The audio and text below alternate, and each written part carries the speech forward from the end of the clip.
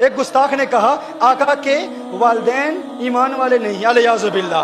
ہاں میں نے کہا دلیل دو، میں نے کہا دلیل دو، دلیل دی، عقل کے اندھوں نے دلیل دی. کہا دیکھو نبی کریم صلی اللہ علیہ وسلم مقام ابوا میں آئے، میرے آقا صلی اللہ علیہ وآلہ وسلم نے اللہ سے اجازت مانگی کہ اللہ مجھے اجازت دے اپنی ماں کی قبر پر جاؤں، تو اللہ نے اجازت دے دی.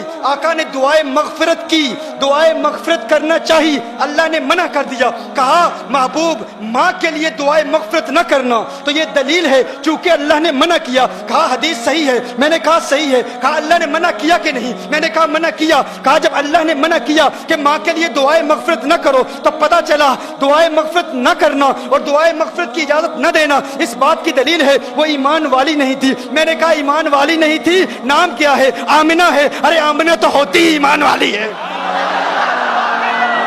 آمنہ نام ہے اور ایمان والی نہیں ہے. ہاں آمنہ نام ہے، آمنہ نام ہے. میں نے کہا بتاؤ. اب میں اس کی گرامیٹیکل ریزنز پر بات نہیں کرتا. میں نے کہا تم دلیل دیتے ہو کہ صحیح دلیل ہے، صحیح حدیث ہے کہ اللہ نے اجازت نہیں دی. میں نے کہا قرآن میں اللہ ارشاد فرماتا ہے لا تقم علی قبرہ. اللہ قرآن میں فرماتا ہے غیر مسلموں کی قبر پر جانا منع ہے، حرام ہے، ناجائز ہے. قرآن میں ہے نا.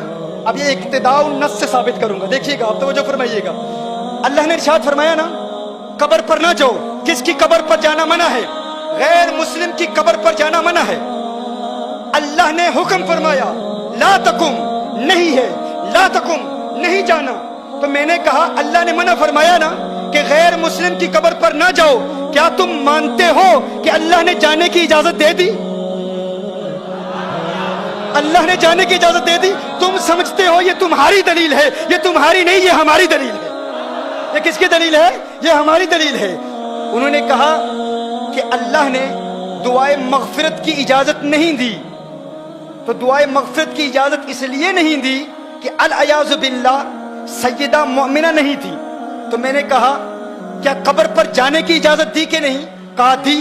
تو میں نے کہا قرآن کہتا ہے کافر کی قبر پر نہ جاؤ، تو قبر پر جانے کی اجازت دے دی. یہی اس بات کی دلیل ہے کہ وہ مومنہ ہے، یہی اس بات کی دلیل ہے وہ مومنہ ہے. کہا پھر دعائے مغفرت کی اجازت کیوں نہیں دی؟ یہ کیوں فرمایا کہ مغفرت کی دعا نہ کرو؟ تو اس کا جواب سماعت فرما لیں. مغفرت کی دعا کس کے لیے کی جاتی ہے؟ بخشے ہوں کے لیے بخشش کی دعائیں نہیں کی جاتی. بخشے ہوں کے لیے بخشش کی دعا نہیں کی جاتی. دیکھیے کبھی آپ کہتے ہو یا اللہ غوث اعظم کو بخش دے، کیا الیاذ باللہ کوئی ایسا کہتا ہے یا اللہ خواجہ غریب نواز کو جنت عطا فرما معاف کر دے؟ کوئی نہیں کہتا. ہر شخص کہتا ہے کہ وہ چونکہ بخشے ہوئے ہیں تو بخشے ہوں کے لیے بخشش کی دعا نہیں مانگی جاتی. کیا الیاذ باللہ کوئی کسی نبی کے لیے کہہ سکتا ہے اے اللہ عیسیٰ علیہ السلام کی مغفرت فرما، موسیٰ علیہ السلام کی مغفرت فرما؟ نہیں. قانون کیا ہے؟ بخشے ہوں کے لیے بخشش کی دعا نہیں کی جاتی. دیکھیے جب آپ نماز جنازہ پڑھتے ہیں بالغ کے لیے کیا دعا پڑھتے ہیں؟ اللہم اغفر لحینا ومیتنا، دعائے مغفرت کرتے ہیں نا. لیکن نابالغ کے لیے کیا دعا ہے؟ اللہم اجعلہ لنا، کیا؟ فرطا وجعلہ لنا. فرض کیا ہوتا ہے؟ آپ کہتے ہیں میرے اللہ یہ جو بچہ مجھ سے پہلے چلا گیا ہے، یا اللہ یہ مجھ سے پہلے جائے اور میرے لیے شفاعت کا اہتمام کرے. کیا؟ چونکہ بچہ بخشا ہوا ہے تو بخشے ہوئے کے لیے بخشش کی دعا نہیں کی جاتی.